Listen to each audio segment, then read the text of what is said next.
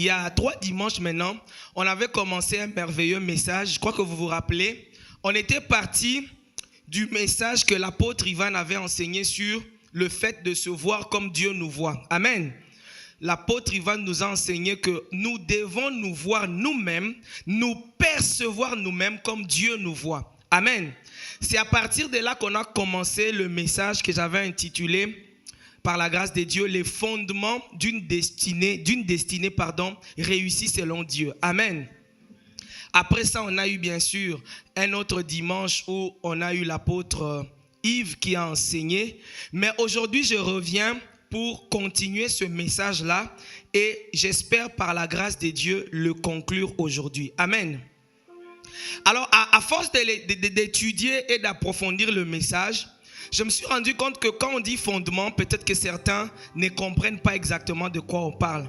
Alors, je l'ai réformulé en ces termes, découvrir ce qui donne du sens à ma vie. En fait, c'est toujours les fondements d'une vie réussie. C'est toujours les fondements d'une vie accomplie. Mais en même temps, c'est les fondements d'une vie qui a du sens, d'une vie qui a un but, d'une vie qui, entre guillemets, vaut la peine d'être vécue. Amen. Amen. Hein? Parce que certains d'entre nous vivent une vie fade. Certains d'entre nous respirent seulement mais ne vivent pas. Amen. Dis à ton voisin, tu n'es pas là seulement pour respirer. Il y a beaucoup de gens qui respirent mais qui ne vivent pas. Ça veut dire quoi respirer sans vivre? Respirer sans vivre veut dire vivre une vie qui n'a pas de sens. Vivre une vie qui n'a pas de but. Vivre une vie qui n'est pas utile. Vivre une vie qui n'a pas de pertinence. Lorsque ta vie est inutile, lorsque ta vie n'a pas de sens, lorsque tu n'as pas une destinée, une vision, lorsque ta vie n'est pas accomplie, alors en réalité tu ne vis pas, tu respires. Ça veut dire que biologiquement tu es vivant, mais il y a une partie de toi qui est déjà morte. Et cette partie, c'est ton esprit, c'est ton âme, c'est le vrai toi qui n'est pas visible. Amen. Alors que Dieu ne t'a pas créé juste pour que tu respires. Quand tu respires, ça veut simplement dire que biologiquement, tes organes fonctionnent. Tu respires l'air, tu manges, tu grandis physiquement, tu prends même peut-être quelques kilos, mais tu ne vis pas en réalité. Parce que la vie, selon Dieu, ce n'est pas seulement respirer. Si c'était seulement respirer, les plantes aussi respirent. Vous connaissez la photosynthèse. Amen. Les animaux aussi respirent. Amen. Mais l'animal ne vit pas la vie spirituelle. L'animal ne vit pas une vie d'accomplissement. L'animal n'a pas un but à atteindre. L'animal n'a pas de destinée. Alors si un être humain vit comme ça, ça veut dire que tu ne vis pas. Amen. Voilà pourquoi il est important pour nous de comprendre les bases d'une vie réussie, d'une vie remplie. En anglais, c'est plus simple parce qu'en anglais, on dit a meaningful life. A meaningful life. En français, c'est un peu comme une vie pleine de sens. Mais vous voyez, le français, parfois, les mots ne sont pas si forts. Amen. En anglais, on dit a meaningful life. Dis à ton voisin, you have to live a meaningful life. A meaningful life. Amen. Hein? Et nous avons pris le temps. Vous pouvez aller suivre ce message-là. On n'a pas le temps de tout revoir aujourd'hui. Mais on a pris le temps d'expliquer qu'une vie, une destinée réussie, c'est une vie qui a les bonnes bases, les bonnes fondations. Et la fondation ou la base, en réalité, on la tire de la parole de Dieu. Amen. Et on a dit qu'il y a 5 questions qu'on peut appeler 5 questions existentielles, 5 questions fondamentales, 5 questions de base que chaque être humain, que dis-je, chaque enfant de Dieu doit se poser pour vivre une vie remplie, une vie qui a du sens, une vie accomplie. Il y a 5 questions fondamentales que tu dois te poser. Et tu es censé avoir les réponses à ces questions-là. Ces questions-là, si tu ne réponds pas maintenant, ça va te rattraper dans 5 ans ou dans 10 ans.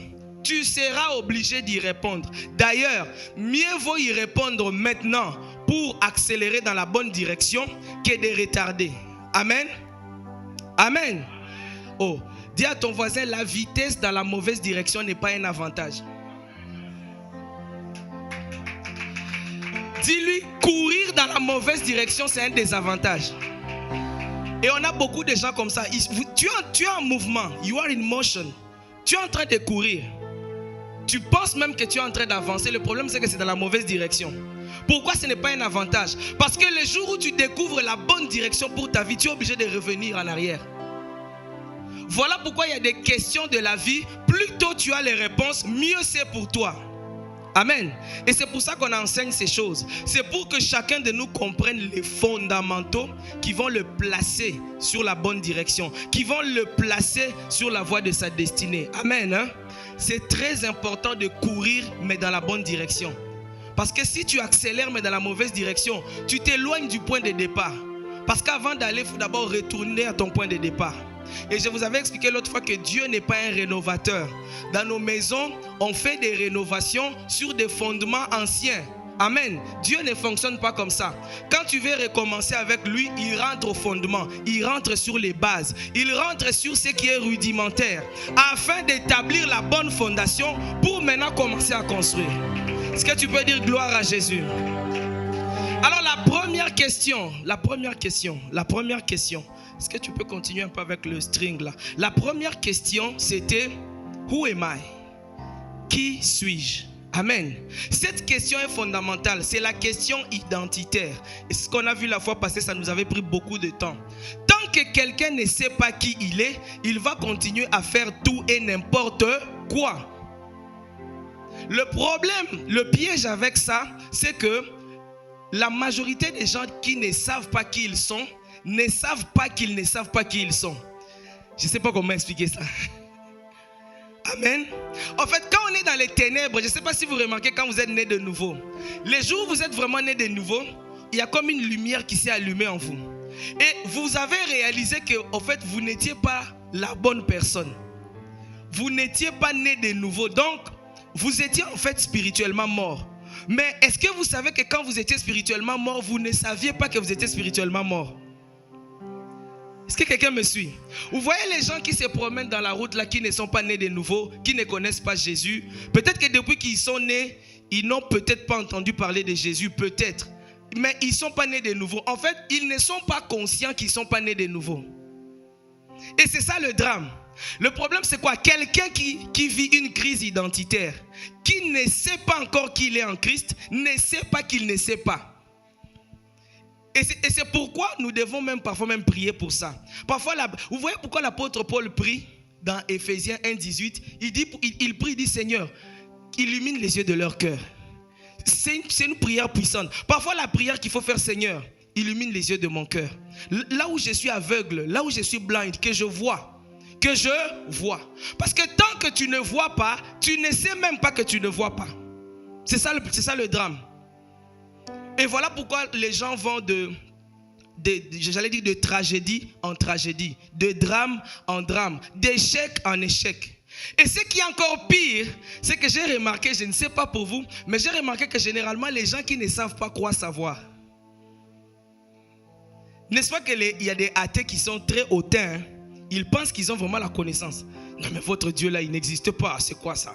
C'est enfantin, c'est quand on était encore à la maternelle. En fait, il affirme des faussetés mais avec assurance quoi.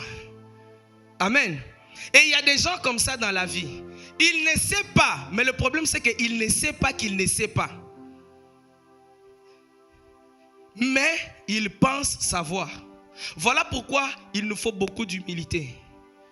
Mes frères, il nous faut beaucoup d'humilité. Parce que dans le domaine de la connaissance, dans le monde spirituel, plus tu connais, plus tu réalises combien tu étais ignorant. Est-ce que c'est déjà arrivé à quelqu'un?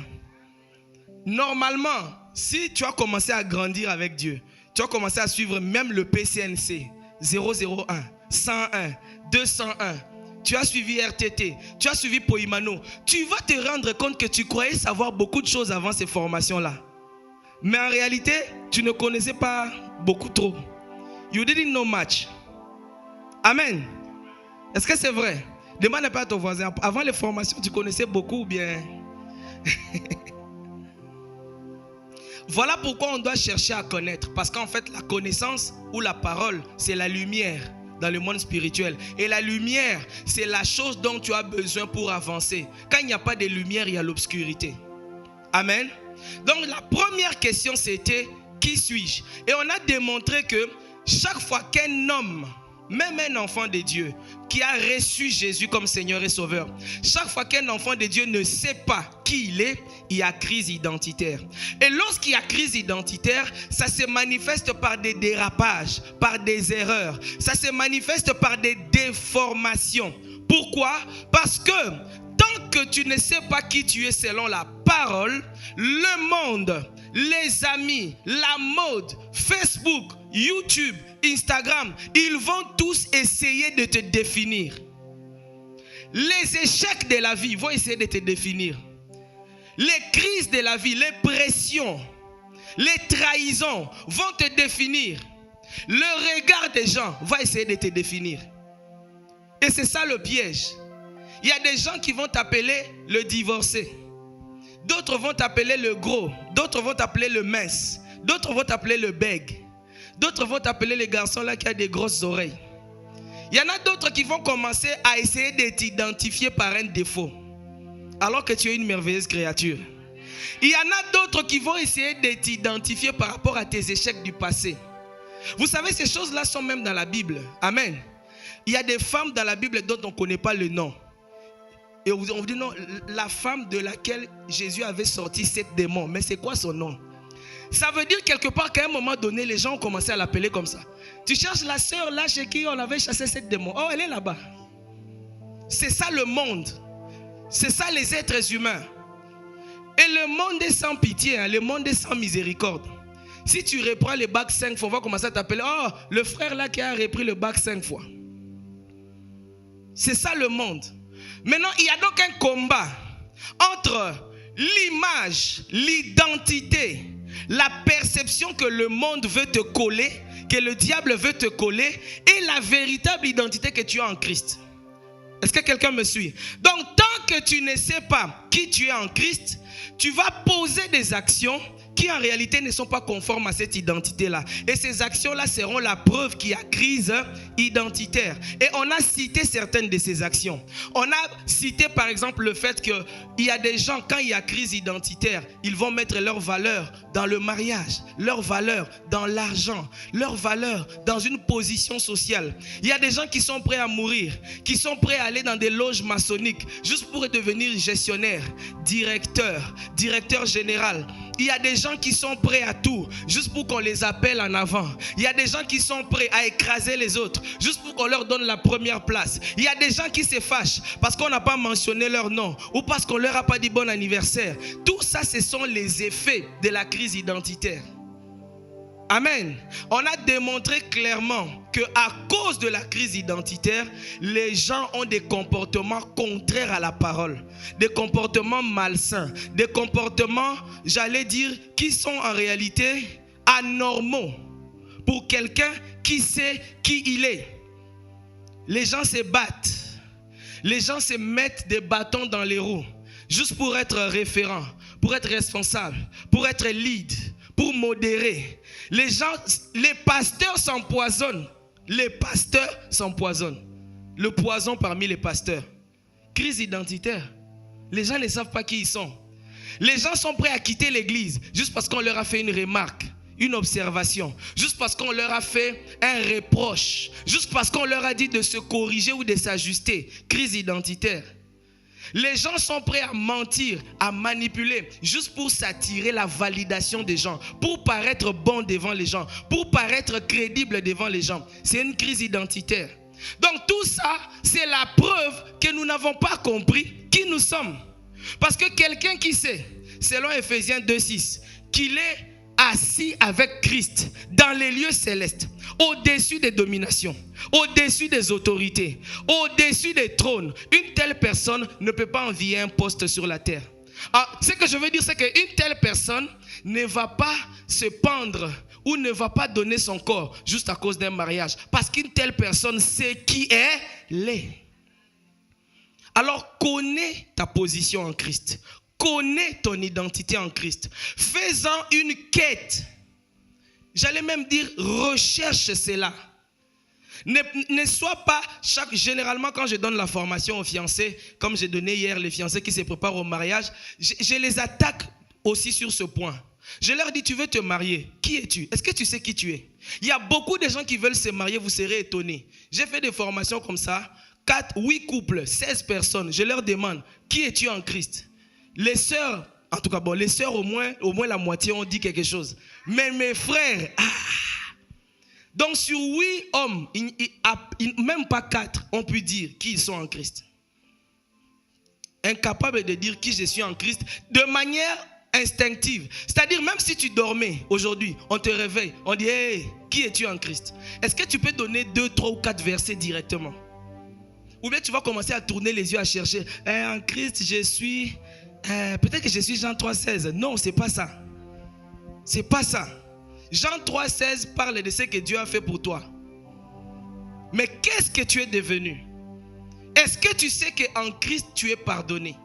Est-ce que tu sais qu'en Christ tu es justifié? Est-ce que tu sais qu'en Christ tu es aimé de Dieu? Est-ce que tu sais qu'en Christ tu es béni, tu n'es plus maudit? Est-ce que tu sais qu'en Christ tu es co-héritier avec lui? Est-ce que tu sais qu'en Christ tu es participant de la nature divine? Est-ce que tu sais qu'en Christ tu es la prunelle de l'œil de l'Éternel? Est-ce que ces choses-là tu es capable de les sortir, de les recracher? Mais ça prend le temps de lire la Bible. Ça prend le temps de méditer. Ça prend le temps de réfléchir. Qui je suis? Enfin, si tu ne réfléchis pas sur ces choses, ta vie sera limitée au naturel, au matériel.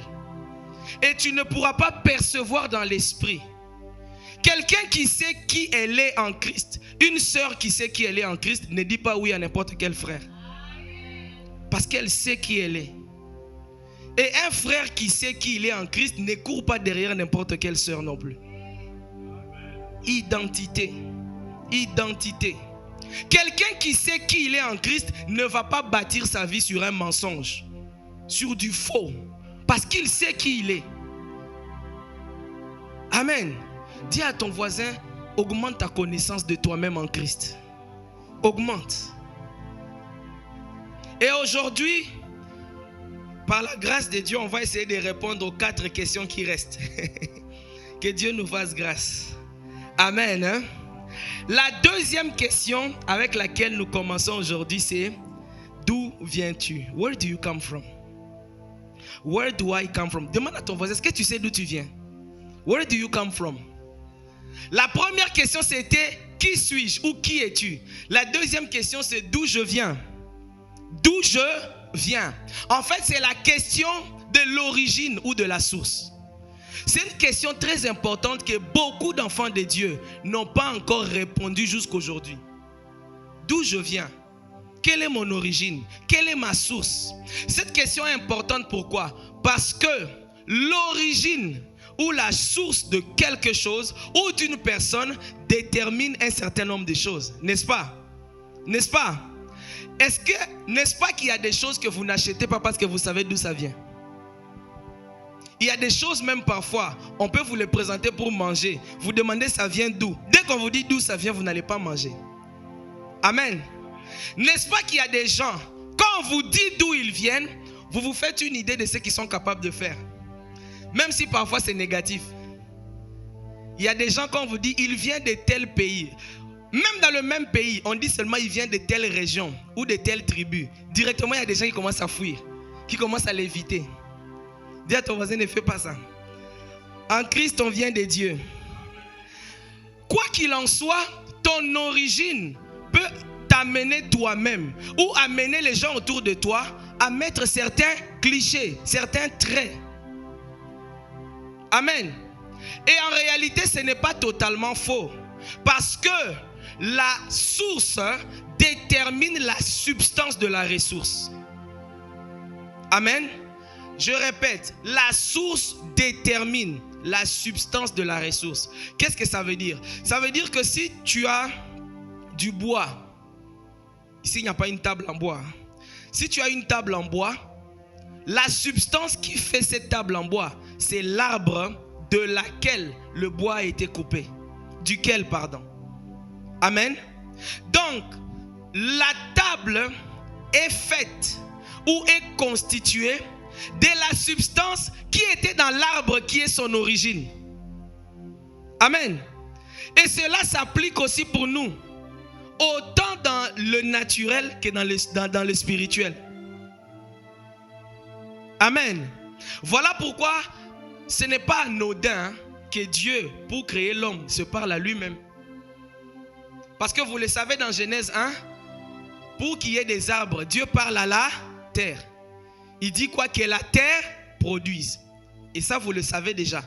Pour créer le poisson, Dieu parle à la mer. Et puis il dit que la mer produise. Ce qui fait que normalement, dans chaque arbre, il y a un peu de terre.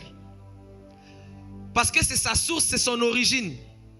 Dans chaque poisson, il y a de l'eau. Pourquoi? Parce que c'est sa source, c'est son origine. Mais pour te créer, toi, Dieu parle à lui-même. Il dit, faisons l'homme à notre image et à notre ressemblance. Ça veut dire qu'en toi, il y a la substance de Dieu. Ça veut dire que lorsqu'on te regarde toi, on peut trouver Dieu à l'intérieur. Et si on veut vérifier qu'est-ce qu'il y a en réalité dans l'homme, il faut rentrer chez Dieu. Parce que c'est à la source qu'on retrouve la substance qui a fait la créature. Amen. Amen. Alors lorsque tu comprends ça, essaye maintenant d'appliquer ça à la réalité terrestre.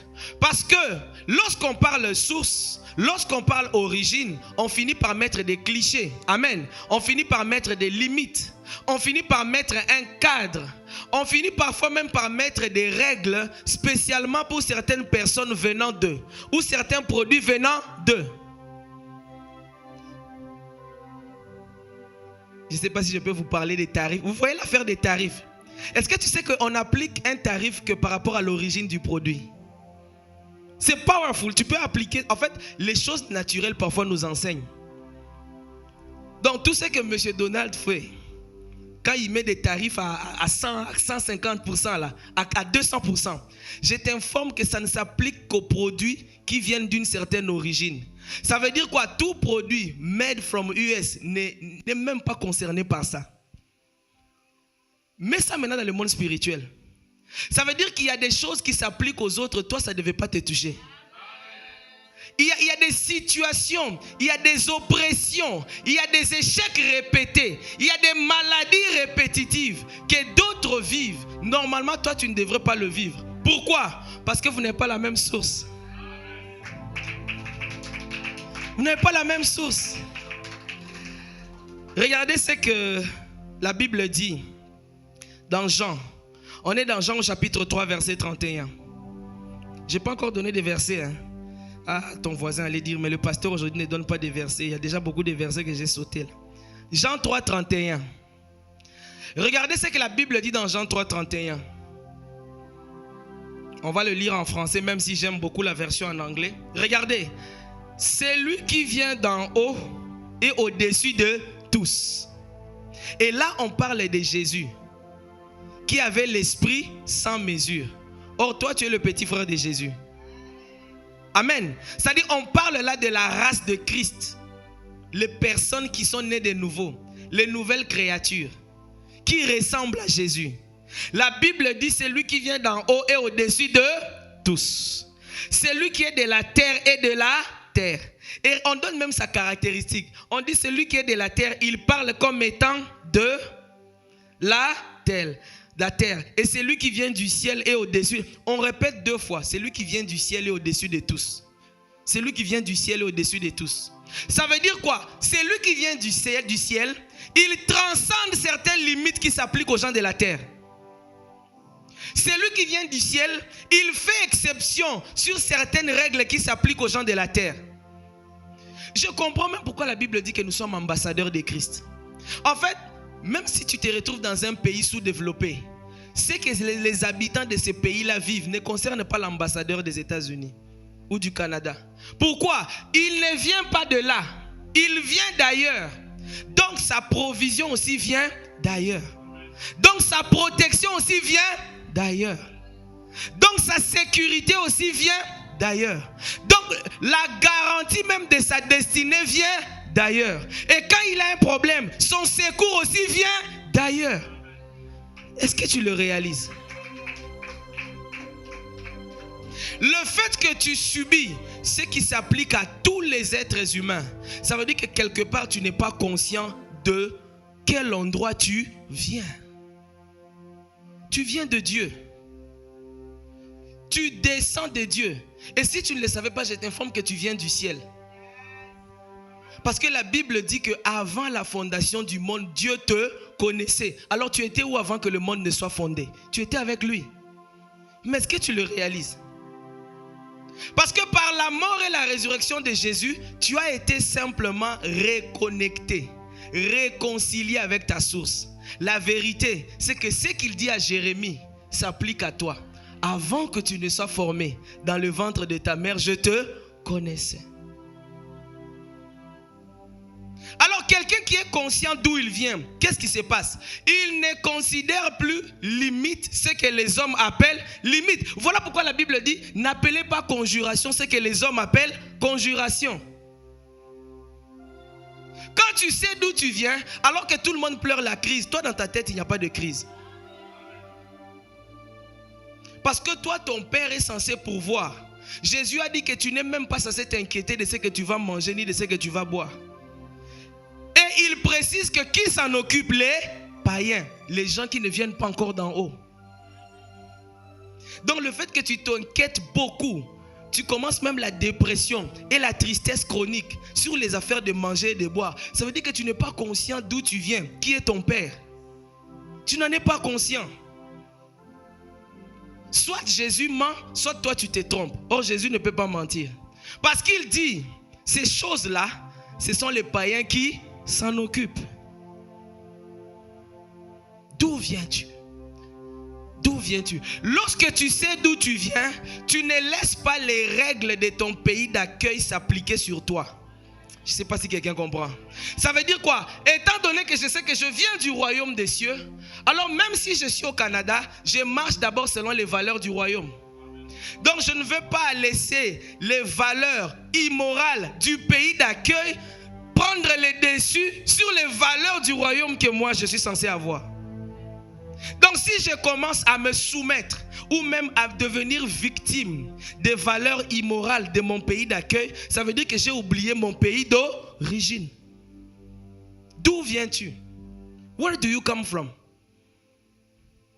Est-ce qu'au ciel d'où tu viens il y a l'inceste? Il n'y en a pas. Est-ce qu'au ciel d'où tu viens il y a le divorce? Il n'y en a pas. Est-ce qu'au ciel d'où tu viens il y a des addicts à la drogue? Il n'y en a pas. Alors, qu'est-ce qui fait que tu es devenu esclave des règles ou des principes ou des circonstances de ton pays d'accueil? Tu as oublié que tu es un pèlerin. Tu as oublié que tu viens d'ailleurs. En fait, tu devrais, en tant qu'enfant de Dieu, vivre au Canada, mais au-dessus des règles.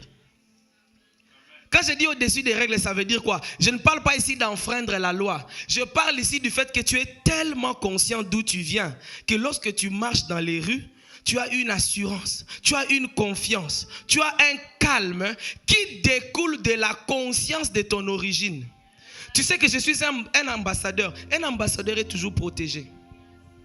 Un ambassadeur, il y a toujours des officiers de sécurité à côté de lui. Un ambassadeur a des exemptions. Je vous dis que même l'ambassadeur du plus petit pays du monde au Canada, quand il arrive, on ne fouille pas son sac. Quand il arrive à l'aéroport, mallette diplomatique. Quand il est dans les rues de Toronto, le policier ne peut pas l'arrêter. Même s'il fait un excès de vitesse comme toi, on va t'arrêter. Lui, dès qu'il montre les documents, on va les laisser passer. Immunité. Pourquoi? À cause de son pays d'origine. On sait qu'il n'est pas d'ici. Mais est-ce que tu en es conscient?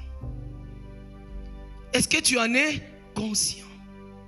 Vous savez, dans la Bible, Dieu dit lui-même aux enfants d'Israël que les choses, les maladies et les plaies qui ont atteint les autres peuples des pays où il les envoie ne vont pas les atteindre. Est-ce que tu en es conscient? Parce que si tu en es conscient ou si tu en deviens conscient, qu'est-ce qui va se passer? Tu seras indigné. Tu vas te rendre compte que tu subis des choses que tu n'aurais pas dû subir. Tu vas te rendre compte que tu te soumets à des règles, entre guillemets, immorales auxquelles tu n'aurais pas dû te soumettre. Moi, je pense que Shadrach, Meshach et Abednego, ils savaient d'où ils venaient. En fait, ces gens-là, ils avaient vu quelque chose en esprit que beaucoup d'entre nous n'ont pas encore vu. Parce que être capable de dire au roi visible, au roi présent, je ne me soumettrai pas. Parce que je sais que mon Dieu, il peut me délivrer. Il peut envoyer des anges pour me sortir de là. Mais même s'il ne me délivre pas, je ne veux pas quand même me soumettre. Pourquoi? Parce que je sais aussi où est-ce que j'irai après la mort. Voilà pourquoi un enfant de Dieu ne peut pas avoir peur de la mort. Dis à ton voisin, connais d'où tu viens. Connais ton origine. Connais ta source. Amen. Lorsque tu sais d'où tu viens, la Bible dit qu'il est excellent. Alors toi aussi tu es excellent. Donc tu commences à travailler selon les standards du ciel. Même si là où tu travailles, même si là où tu sers, les gens ne sont pas excellents. Toi tu travailles selon les standards de ton pays d'origine. Amen. Donc même si tu es dans le milieu séculier, professionnel, tu appliques les règles du royaume de Dieu. Parce que c'est ça ton pays d'origine. Dans le royaume, on parle d'honorer les autorités. Donc moi, quand je vais au travail, là où je travaille à mon bureau, j'honore ma superviseure.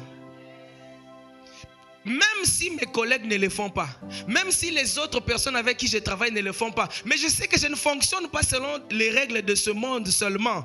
Je fonctionne d'abord et avant tout selon les règles du ciel. Ce qui fait que j'ai aussi accès à des avantages que seuls les fils du royaume peuvent avoir. Donc, même à ton travail, quand tu arrives là, c'est pas parce que tout le monde ment que tu dois mentir. C'est pas parce que tout le monde triche que tu dois tricher. C'est pas parce que tout le monde calomnie le manager que toi aussi tu dois le calomnier. Non, tu as d'autres règles.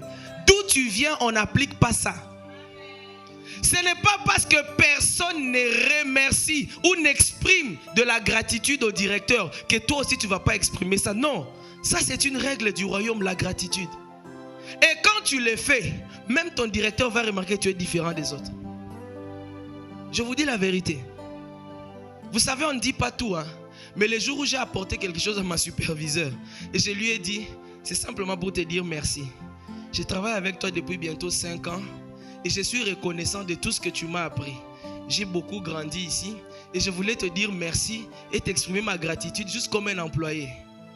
Elle a commencé à pleurer. Ce jour-là, j'ai dit à ma femme, je ne sais pas quoi faire. Quand une maman de 55 ans pleure à ton épaule, tu fais quoi? I don't know what to do. Elle a commencé à pleurer. En fait, pourquoi elle pleurait? Ça fait peut-être 20 ans qu'elle travaille là. Elle m'a dit, patience, personne n'est déjà venu me voir et me dire merci. Elle me dit, tu es la première personne. Elle a commencé à pleurer. Elle a commencé à pleurer. Dans son bureau, elle pleurait. Je suis sorti. Je suis revenu après. Elle a encore recommencé à pleurer. Elle ne voulait pas me laisser partir. En fait, elle n'arrivait pas à se contenir. Elle me dit, c'est la première fois qu'un employé vient me voir, me dire merci. En plus avec un cadeau que j'avais acheté à Paris pour elle. Il y a quelque chose qui s'est passé dans sa tête. Elle a dit, ce garçon n'est pas comme les autres. Mais ça, j'ai appris ça à l'église. La loi de l'honneur, je l'ai appris à l'église. Et je l'ai pratiqué au travail. Applique les règles du royaume d'où tu viens. N'applique pas les règles que tu trouves là où tu arrives, mais applique les règles qui correspondent à ton pays d'origine. Dis à ton voisin, tu viens du ciel. Et l'autre implication, c'est qu'en fait, tu n'es pas limité. La crise au Canada ne te limite pas.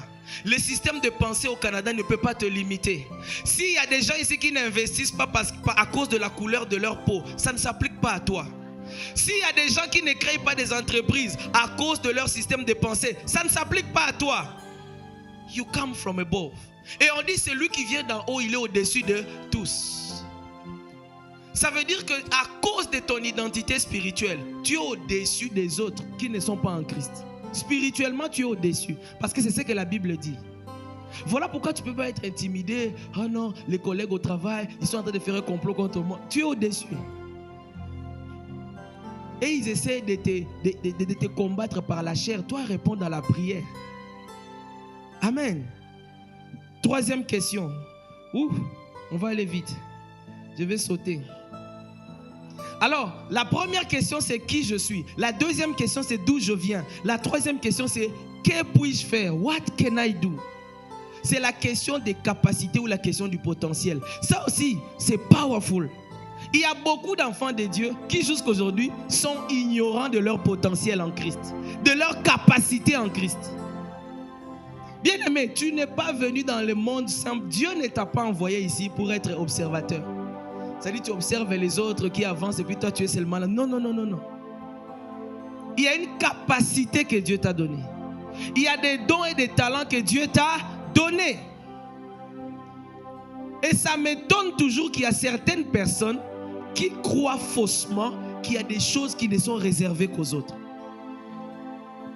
Qui t'a dit que toi, tu ne peux pas écrire un livre? Tu penses que les gens qui ont écrit les livres, ils ont quoi de spécial? Que toi, tu manques? Qui t'a dit que toi, tu ne peux pas faire un album?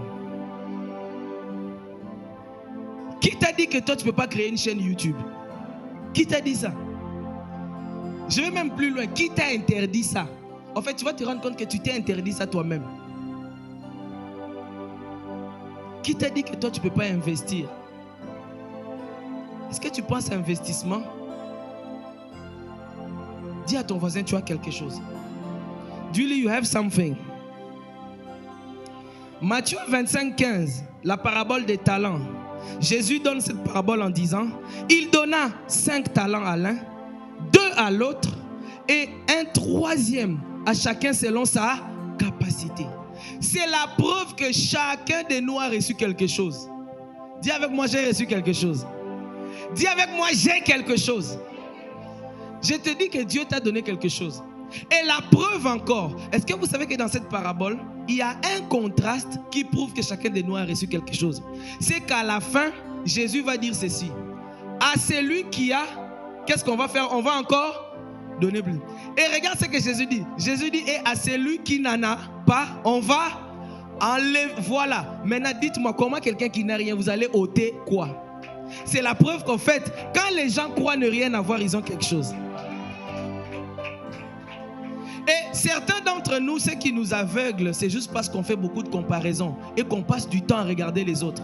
Vous savez, l'ennemi le plus grand à la découverte de tes dons, c'est la comparaison.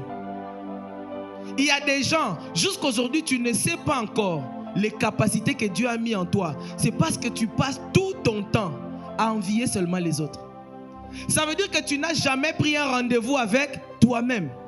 Est-ce que tu as déjà eu un rendez-vous avec toi-même? Appointment with yourself. Où tu dis, Seigneur, qu'est-ce que tu as mis vraiment en moi? Seigneur, c'est quoi les dons, les talents et les capacités que tu as mis en moi? Parce qu'il ne s'agit pas seulement des talents naturels. Même les dons de l'esprit, chacun de nous en a.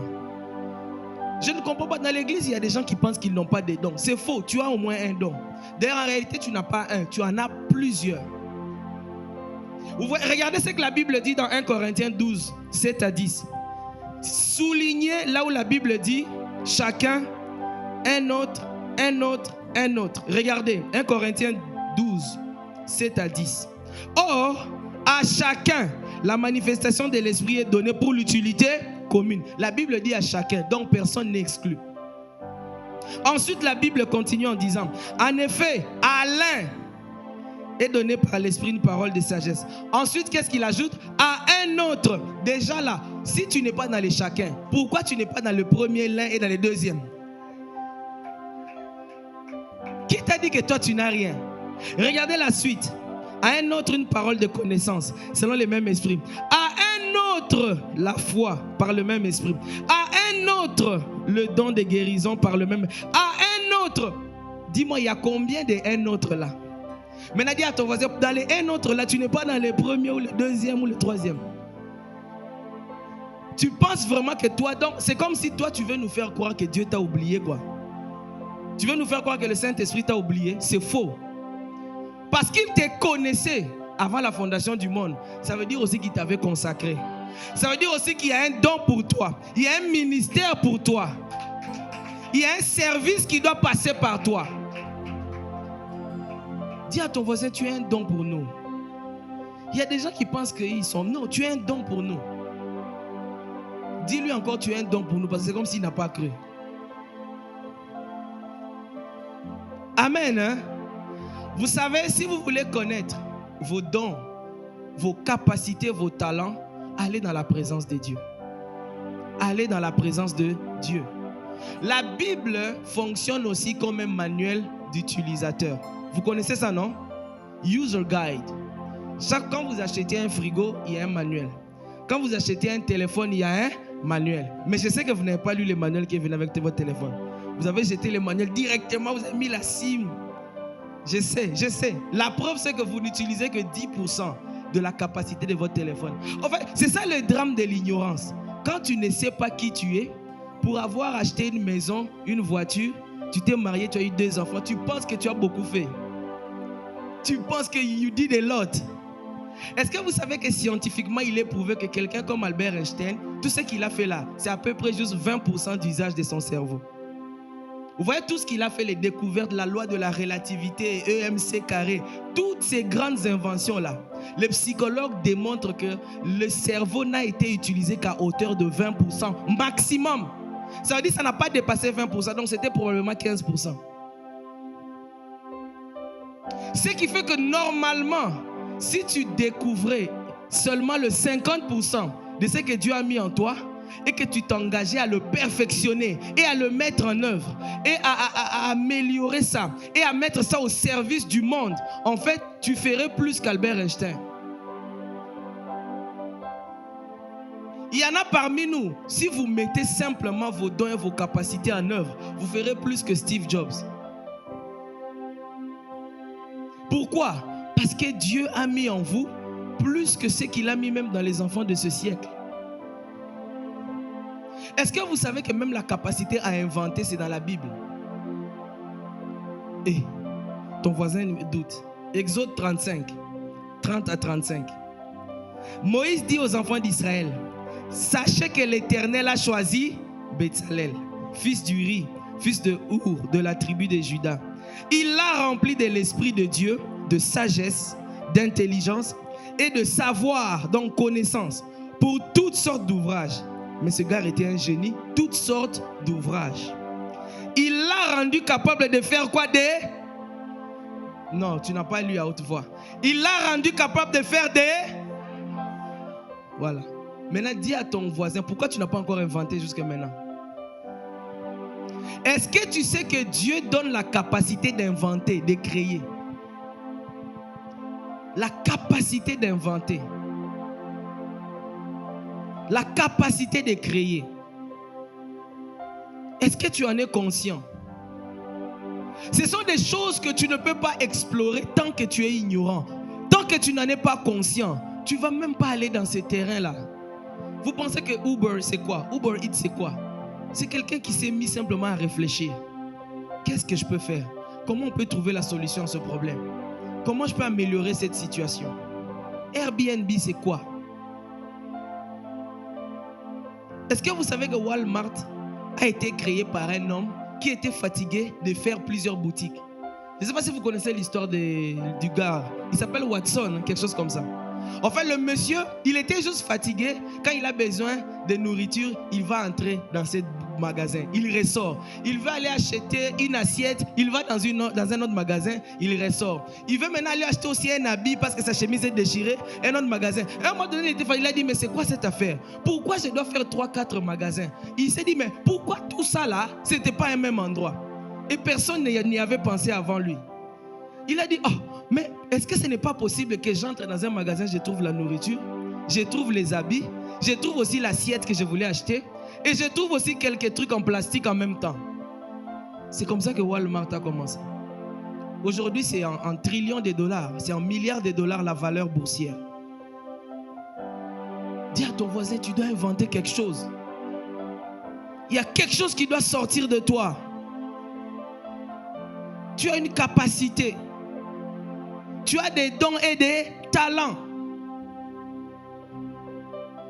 Bien-aimé, c'est trop important de savoir ça.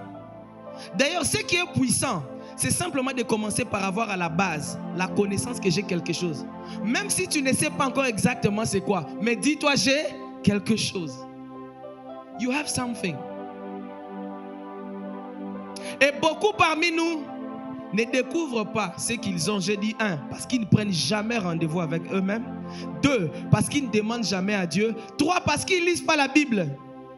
Est-ce que vous savez que la Bible est remplie d'histoires de personnes qui ont manifesté la puissance de Dieu? Ils ont manifesté des dons, des capacités, des talents qui viennent de Dieu. De telle sorte que si tu passes du temps à lire ces histoires-là, ça va finir par t'inspirer. Si tu lis l'histoire de Joseph, si Dieu avait mis en toi la capacité d'être un gestionnaire, tu vas te sentir concerné. Tu vas te dire comment ce gars a su faire des réserves pendant 7 ans.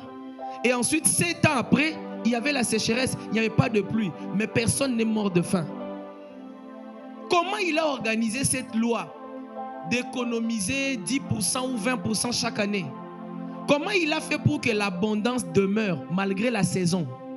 En fait, ce que Joseph a fait en Égypte, ça fait que les Égyptiens ne savaient pas. En fait, ce n'était pas leur problème qu'il pleuve ou qu'il ne pleuve pas. C'est-à-dire que ce soit la crise ou que ce soit la saison d'abondance, il n'y avait plus de différence. Parce qu'ils en avaient tellement en réserve que lorsque les autres mouraient de faim, c'est un peu comme tu atteins un niveau où les gens meurent de faim, tu dis, oh, mais comment ils meurent de faim?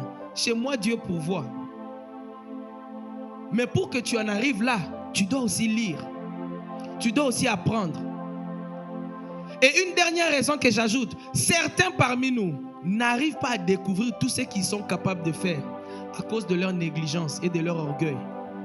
Ça veut dire quoi? Ils n'acceptent pas de commencer petit. Ils n'acceptent pas de se soumettre. Est-ce que tu sais que tu peux être un prophète, mais Dieu commence d'abord par faire de toi le serviteur qui lave les pieds d'une autre personne? Tu peux être dans l'église, le futur pasteur de l'église. Mais en fait, au début, Dieu te dit, tu es à l'entretien, tu laves les toilettes. Mais c'est toi que Dieu voit comme le futur pasteur. Est-ce que tu réalises ça? Tu peux être le futur banquier, mais Dieu commence par te donner d'abord un poste de livreur, où tu vas juste à la banque pour livrer des choses. Le problème, c'est que tant que tu négliges ce que Dieu te propose, ce que Dieu met dans ta main maintenant, tu te bloques. En fait, tu empêches Dieu de passer à la dimension supérieure. Parce que parfois, la découverte de notre destinée et même de nos talents, c'est processuel. Parfois, ça dépend des saisons. Il y a une saison où Dieu peut te maintenir à un endroit juste parce qu'il veut d'abord briser ton caractère. Il y a une saison où Dieu peut te mettre sous une personne qui semble être compétente ou qui a moins de diplômes que toi. Mais peut-être que Dieu veut travailler ton humilité. Peut-être que Dieu veut qu'avant que tu deviennes Joseph, vice-ministre, que tu apprennes d'abord à pardonner. Parce que si tu ne sais pas pardonner, tu vas te venger contre tes frères, tu vas les tuer. Voilà pourquoi c'est important, comme on dit en anglais, d'être teachable. Dis à ton voisin, be teachable. Laisse-toi enseigner. Laisse qu'on t'apprenne des choses. Tu n'as aucune idée de où Dieu t'amène à travers la saison dans laquelle tu es maintenant. Tu n'as aucune idée. Donc si tu appliques ces choses, tu vas forcément finir par découvrir qui tu es. Dis avec moi, j'ai quelque chose. Dis, j'ai quelque chose. 4e question. On va aller vite parce qu'on doit finir. La première question, c'était qui suis-je? La deuxième, c'était d'où je viens? Et la troisième, c'était que puis-je faire? La quatrième, c'est pourquoi je suis né? Pourquoi je suis sur la terre? Ah, je l'ai inversé. Ça encore, c'est powerful. Pourquoi je suis né? En fait, ça, c'est la question de destinée. C'est la question du but. Pourquoi suis-je sur la terre? Cette question, en fait, c'est la troisième. Ça vient avant les capacités ou les potentiels. Why am I here on earth? J'aime cette question parce que normalement, la connaissance de la réponse biblique à cette question nous délivre toujours. Ça délivre toujours une personne. Alors, regardez ce que Jésus dit à Pilate. On est dans Jean au chapitre 18, le verset 37. Pilate lui dit, « Tu es donc roi ?» Jésus répondit, « Tu le dis, je suis roi. Tu es allé trop vite. Je suis venu. Voilà, il dit, tu le dis, je suis roi. Il dit quoi? Je suis né et je suis venu dans le monde pour rendre témoignage à la vérité.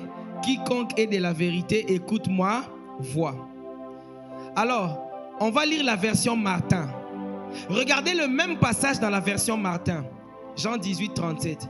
Alors Pilate lui dit, es-tu donc roi? Jésus répondit, ça c'est la meilleure traduction parce qu'elle est proche de New King James. Jésus lui dit, tu le dis que je suis roi, je suis né pour cela. Et c'est pour cela que je suis venu au monde. En anglais on dit, I was born for this end. En d'autres termes, Jésus savait qu'il était né pour une raison. Est-ce que tu sais que tu es né pour une raison? You were born for a reason. Ça veut dire quoi? Quand tu es né, Dieu n'était pas surpris. Il y a des gens qui pensent que leur naissance sur la terre c'était un hasard. Non. Je vous l'avais dit l'autre fois, même si tu es né hors mariage, même si tu es l'enfant de deuxième, troisième, quatrième, cinquième femme, même si tu es né juste d'une union de deux jeunes gens qui n'étaient pas encore conscients de ce qu'ils faisaient, Dieu n'était pas surpris de te voir naître. Donc Dieu au ciel, c'est pas que tu es né et puis Dieu dit aux anges, oh, il est né. Oh, qu'est-ce qu'on va faire? Non, c'est pas ça. En fait, tes parents, ou dire, comment je vais mieux le dire, les circonstances de ta naissance, c'est simplement la piste d'atterrissage, c'est tout. Ça veut dire, la façon dont tu es venu sur terre, ça importe peu. Le plus important, c'est que c'est Dieu qui t'a envoyé. C'est pour ça que Dieu dit, la fin d'une chose vaut mieux que son commencement. Le plus important, c'est pas comment tu es né. Le plus important, c'est comment tu vas finir. Dis à ton voisin, le plus important, c'est pas comment tu es né. Jésus est né dans une étable avec le mouton, mais il était le roi de gloire. Voilà pourquoi il ne faut pas aussi tomber dans la dépression si tu n'as pas toute la layette pour l'enfant. C'est vrai qu'en tant que parent, tu dois te soucier de ça, amen, mais ne tombe pas dans la dépression. Je suis sérieux. Ne commence pas à te morfondre chaque jour, à pleurer tous les jours. Ah, ma fille était née, il n'y avait même pas. C'est pas grave. Le plus important, c'est qu'elle va devenir une femme de feu. Le plus important, c'est que ton petit garçon là, même s'il est né dans la misère, il va devenir un homme d'impact. Il va impacter les nations. Ça, c'est plus important que sa naissance, là où il est né. Tu es né pour une raison. Tu n'es pas né de manière, j'allais dire, fortuite. Et Dieu ne le savait pas. Non, Dieu savait. Et il a un plan pour toi. Donc, j'aimerais que ce matin, que la forteresse qui te fait croire que toi, tu es né pour être inutile soit brisée au nom de Jésus. Que toi, tu es né pour accompagner les gens, que ça soit brisé. Ou que toi, tu es inutile sur la terre, que cette forteresse soit renversée. Dis à ton voisin, tu es né pour une raison. Dis-lui, tu es né pour une raison. Lorsque je dis que tu es né pour une raison, c'est parce qu'il y a une volonté de Dieu que tu dois accomplir. Il y a une chose que Dieu pour faire ne peut passer que par toi. Parce que tu es unique. Tes empreintes digitales sont uniques. Il n'y a pas dans ce monde une deuxième personne qui soit exactement comme toi. Il n'y en a pas. Il n'y en a pas. C'est pour ça que Dieu ne voulait pas remplacer Moïse. Parce que la tâche, l'assignation dans le calendrier divin, c'est Moïse qui devait le faire, pas Aaron. Donc il y a dans le calendrier divin une volonté que toi tu dois accomplir. Et c'est pour ça que tu es né. Maintenant, c'est quoi la tragédie? La tragédie, c'est que comme Moïse, tu peux passer 40 ans chez ton beau-père Jéthro en train de paître les brebis. Mais ce n'est pas pour ça que Dieu t'a envoyé sur terre. Et ça, c'est la tragédie de beaucoup d'enfants de Dieu. Est-ce que ça t'arrive de t'arrêter et de te dire, Seigneur, est-ce que ce que je suis en train de faire là, c'est pour ça que tu m'as envoyé? Est-ce que je suis né pour ça? Ou bien il y a plus? Ou bien je dois changer de direction? Ou bien je dois m'ajuster? Parce que tu peux passer 40 ans. Je vous assure que Moïse a passé 40 ans. Quand il est allé chez Jéthro, il avait 40 ans. Quand il a quitté chez Jéthro pour aller libérer les enfants d'Israël, il avait 80 ans. Ça veut dire que Moïse a passé 40 ans en train de faire quelque chose qui dans le calendrier du ciel n'a pas compté. Ça veut dire quoi? Lorsqu'on ouvre les chroniques de la vie de Moïse, selon le calendrier céleste, les temps passés chez Jéthro, ce n'est pas dans la volonté de Dieu. Enfin, ce n'est pas ce que Dieu voulait pour lui.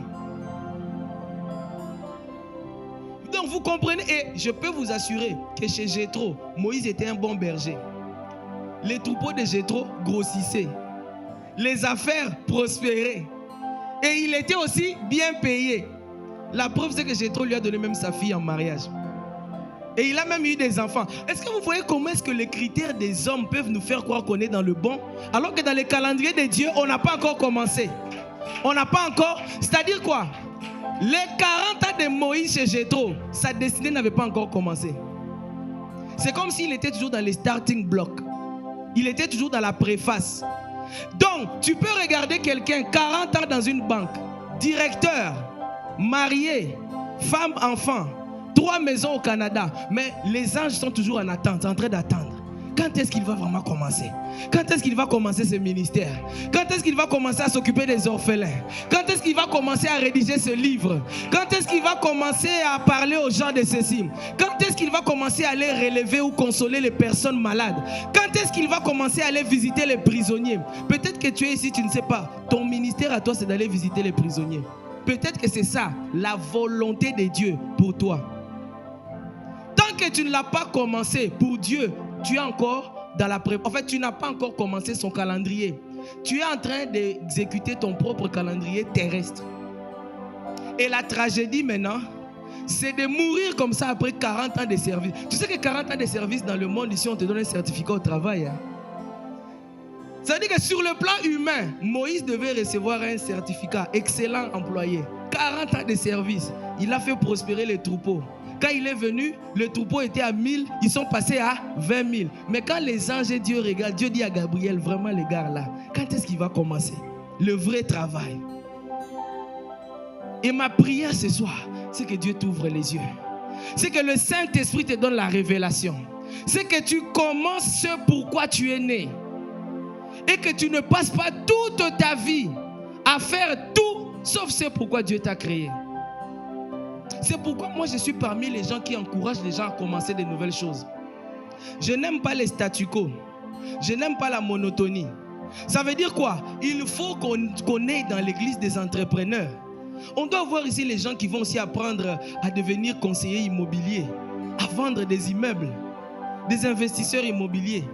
On doit avoir dans l'église des gens qui commencent des chaînes YouTube. Ils prient pour les gens, ils donnent des conseils, ou bien ils s'intéressent à une catégorie de personnes. Peut-être que toi, Dieu t'appelle à aller t'occuper des familles monoparentales. Peut-être que c'est ça pour toi. Peut-être que Dieu veut que tu t'occupes des orphelins. Peut-être que Dieu veut que toi, tu aides les gens à sortir de la pauvreté. Dis à ton voisin, tu es né pour une raison. Dis-lui encore, tu es né pour une raison. Dis-lui encore, tu es né pour une raison. Si tu veux réaliser l'importance de ce point, de cette question, ferme les yeux simplement pendant quelques secondes et imagine seulement que Moïse n'était pas né. Imagine ce qu'aurait été la Bible si Samuel n'était pas né. Imagine si Joseph n'était pas né. Est-ce que tu peux imaginer la Bible sans Paul? Imagine que Paul n'était pas né. Ou alors imagine que Jésus n'était pas né. Imagine un peu que la personne qui t'a prêché la parole en premier, qui a fait que ton cœur soit touché et que tu te convertisses, n'était pas né. Même si on prend le monde, imagine simplement que Steve Jobs n'était jamais né. Imagine que l'apôtre Ivan n'était jamais né. Prends tous les hommes de Dieu que tu admires là, pasteur Marcelo, pasteur Karambiri, pasteur Mohamed. Imagine juste qu'il n'était pas né.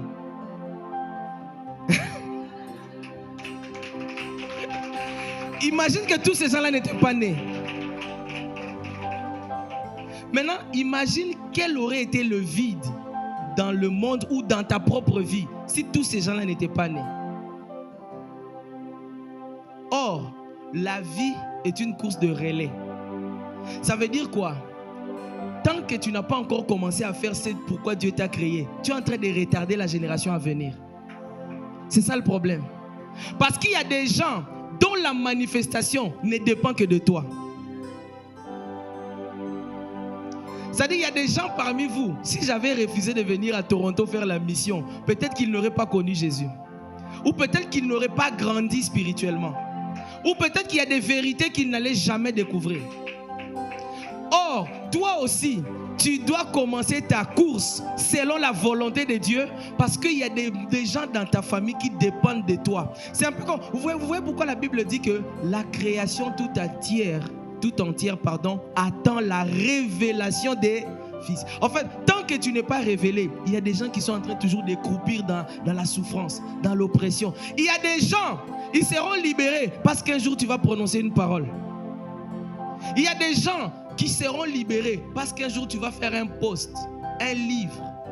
Il y a des gens qui seront libérés parce qu'un jour ils vont regarder une vidéo. Mais dans cette vidéo-là, c'est toi qui seras en train de parler. Et tant que tu ne parles pas, ces gens-là, ils ne vont pas s'en sortir. Ils ne vont pas s'en sortir. Et vous n'avez aucune idée de comment est-ce que Dieu peut vous utiliser pour libérer les gens. Je vous dis, vous n'avez aucune idée. Moi-même, quand j'apprends les choses que Dieu a faites dans la vie de certaines personnes, après avoir écouté mes messages, moi-même je suis étonné. En fait, je n'en reviens pas. Je n'en reviens pas moi-même, je suis étonné. Dieu peut faire infiniment, abondamment et au-delà de ce que tu peux demander ou imaginer. C'est pourquoi il dit, demande-moi les nations, les extrémités de la terre. Si tout ce que tu demandes, c'est seulement un travail et un mari, c'est trop petit. Dis à ton voisin, tout small, c'est trop petit. Tu dois demander plus que ça. Il y a encore d'autres choses à demander. Il n'y a pas que ça. C'est bien de demander travail, mari, femme, enfant, c'est bien. Mais il y a encore plus que ça. Il y a encore plus que ça. Il y a des vies qui dépendent de toi. Je te l'assure, il y a des vies qui dépendent de toi. C'est juste que tu ne sais pas les voies par lesquelles Dieu passe pour changer les gens, pour sauver les gens, pour libérer les gens. Tu ne le sais pas. Mais il y a des gens dont la libération... Vous savez, les jours où j'ai découvert ça, quand tu découvres ça, ça te donne de la force de persévérer. Voilà pourquoi je vous invite à commencer. Pourquoi? Parce que si vous commencez à faire ce que Dieu vous a déjà mis à cœur de faire, vous allez avoir des témoignages. Vous allez avoir des témoignages. Mais tant que vous ne commencez pas, il n'y a rien. Il n'y a rien. Dis à ton voisin, tu es né pour une raison. You are born for a reason. Dernière question. Où je vais? Where am I going? Je rappelle, la première question, c'était qui suis-je? La deuxième question, c'est d'où je viens. La troisième question, c'est que puis-je faire? Ou qu'est-ce que je suis capable de faire? La quatrième question, c'est pourquoi suis-je né? Ou encore, pourquoi suis-je sur la terre? Quel est mon but? Quelle est ma raison d'être? Et la dernière question, c'est où je vais?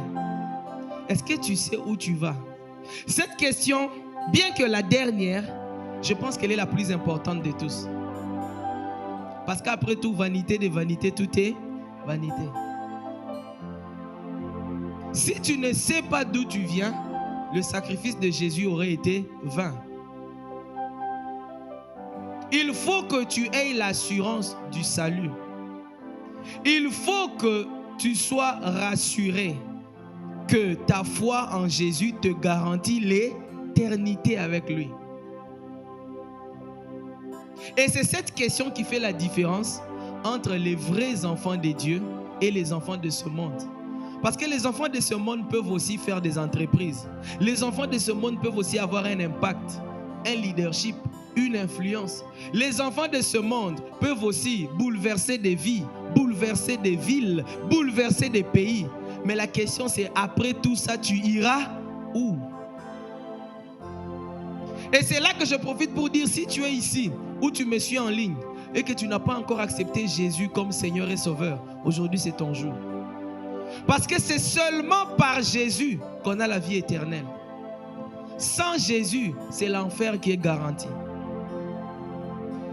Jésus dit que celui qui croit en moi, il ne sera pas jugé. Il passe de la mort à la vie. Where are you going? Et ça, c'est une question sur laquelle le diable aveugle les yeux de ceux qui sont dans le monde.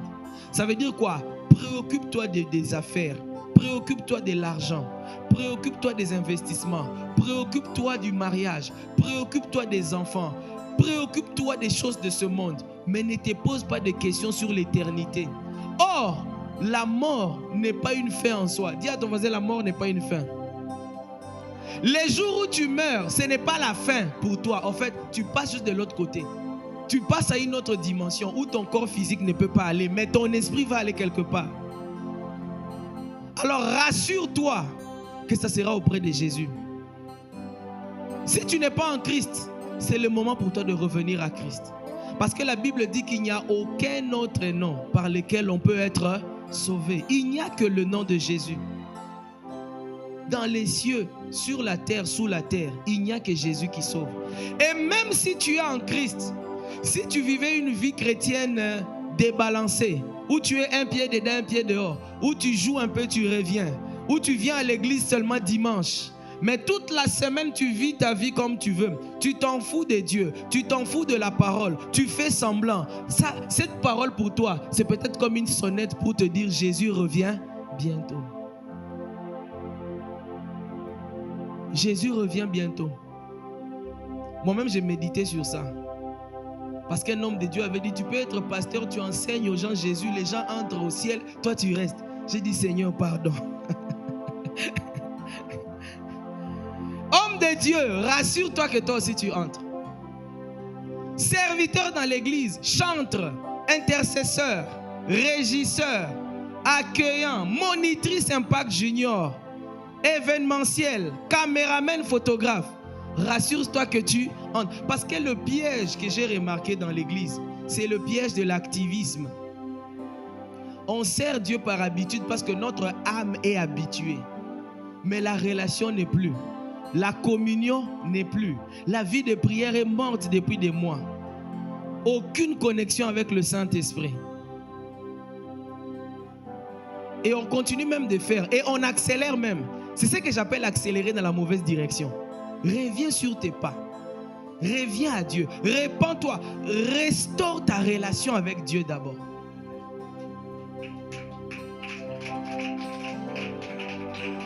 Et pour ceux qui ne savent pas, moi je mets un point d'honneur à ça. Dans le sens que si quelqu'un qui sert dans l'église vient me dire ça va pas, j'ai besoin d'un peu de temps, je vais lui donner 1 semaine, 2 semaines. Je suis capable de te donner du temps pour refaire ta relation avec Dieu. Parce que je sais que sans lui, tu ne peux rien faire. Jean 15, 5. En fait, tu dois demeurer en Christ pour porter du fruit. Le fait que tu ne portes pas du fruit, que tu te sens bloqué, submergé, dépassé, tu n'arrives pas à suivre les rythmes, c'est parce qu'il y a une vie qui ne passe plus. Ta connexion avec le Saint-Esprit, avec Jésus est réduite. La sève entre la branche et le sarment ne passe plus. Parce que Jésus dit quoi? Je suis le cep et vous êtes les sarments. C'est lui qui demeure en moi et en qui je demeure. Il porte beaucoup de fruits. Donc il y a des gens quand ils viennent me dire, oh je n'ai pas le temps, la sève ne passe plus. Parce que c'est lui qui passe du temps dans la présence de Dieu. Il ressort toujours rechargé, rafraîchi, avec de nouvelles instructions, une nouvelle sagesse, de nouvelles stratégies. Parfois le Saint-Esprit peut même te dire, quand tu prends le temps dans sa présence, il peut te dire, abandonne telle chose, ça te bouffe du temps pour rien. Ton avenir n'est pas là-bas. Parce que parfois nous courons derrière beaucoup de choses qui nous bouffent du temps. Mais en réalité, ce n'est pas forcément là que Dieu nous attend. un jour dans sa présence vaut mieux que 1000 ailleurs. C'est comme ça que Dieu nous fait gagner du temps. Parce qu'il est maître des temps et des circonstances. Alors je vais conclure avec un dernier point, ou simplement un appel à la méditation. Parce qu'en réalité, tout ce qu'on a développé, ces 5 questions essentielles de la vie, les vraies réponses sont dans la parole de Dieu. Donc je vous ramène au message que l'apôtre Ivan a enseigné le dimanche passé et même ce matin à Paris. Les bienfaits et la puissance de la méditation. La vérité, c'est que certains parmi nous, nous ignorons beaucoup et nous vivons une vie fade, superficielle, parce qu'on ne passe pas beaucoup de temps dans la parole. Tu ne sais pas qui tu es parce que tu ne passes pas beaucoup de temps dans la méditation. Tu ne sais pas ta raison d'être sur la terre parce que tu ne passes pas beaucoup de temps dans la méditation. Tu ne connais pas tes capacités, tes dons et tes talents, je t'assure, parce que tu ne passes pas beaucoup de temps dans la parole. Parce que la parole, c'est le logos, mais c'est aussi le rhéma. Lorsque tu lis la Bible, tu vas arriver sur un verset. Ce verset-là ne sera plus un verset, ça va devenir un rhéma pour toi. Ça va devenir vie pour toi. Tu vas te rendre compte que, mais Seigneur, c'est ce que j'ai toujours cherché. Et le Saint-Esprit va te dire, pour toi, c'est cette parole-là qui s'applique. Et il y a des gens qui ne savent pas aussi d'où ils viennent parce qu'ils ne lisent pas la parole. Donc ce matin, bien-aimé, tu peux oublier beaucoup de choses. Mais parmi les choses à ne pas oublier, c'est qu'en réalité, les réponses existentielles par rapport à ta vie sont dans la Bible. Et la lecture, la méditation de la parole va t'amener à découvrir ce que Dieu attend de toi. Amen. Alors j'aimerais que tu te tiennes debout et qu'on prenne le temps de prier pendant 1 ou 2 minutes et qu'on puisse implorer la grâce de Dieu. Tu vas simplement élever ta voix et commencer à demander au Seigneur la grâce de connaître, la grâce d'être illuminé par sa parole et par son esprit. Tu vas commencer à lui dire, Seigneur, je ne veux pas vivre sur la terre une vie qui n'a pas de sens, une vie qui n'a pas d'issue, une vie qui est fade, une vie qui n'a pas de saveur, alors que je suis le sel de la terre et je suis la lumière du monde. Seigneur, ne me laisse pas dans l'ignorance, ne me laisse pas où je suis.